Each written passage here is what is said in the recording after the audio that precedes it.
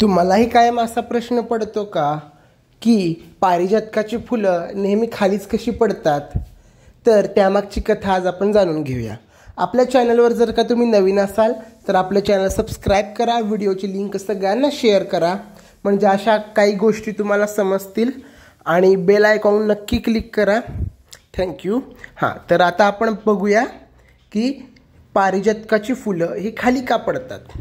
तर एकदा काय होतं, भगवान विठ्ठल जे असतात त्यांनी रुक्मिणीला पारिजातकाचं झाड दिलेलं असतं भेट म्हणून. मग ती सत्यभामा जी असते ती काय करते, रुक्मिणीकडून ते पारिजातकाचं झाड असतं ते भांडून घेते आणि म्हणते की विठ्ठल जो आहे तो माझा पती आहे आणि ह्या पारिजातकाच्या झाडावर फक्त माझा अधिकार आहे असं म्हणते आणि ती विस्कावून घेऊन तिच्या अंगणामध्ये लावते. दोघी शेजारी शेजारी राहत असतात. मग रुक्मिणी मातेला खूप वाईट वाटतं, दुःख वाटतं की आपल्याला आपल्या पतीने दिलेली भेटसुद्धा घेता आली नाही. पारिजातकाचं झाड त्यांनी आपल्याला दिलं होतं आणि मग त्यावर खूप वाईट वाटतं.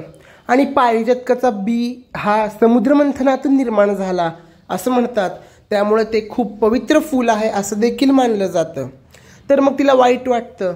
मग हे भगवान विठ्ठलांना समजतं व ते चमत्कार करतात. जरी सत्यभामेच्या दारात झाड लावलं असलं तरी सगळा सडा जो आहे पारिजातकाच्या फुलांचा तो रुक्मिणीच्या दारात पडायचा.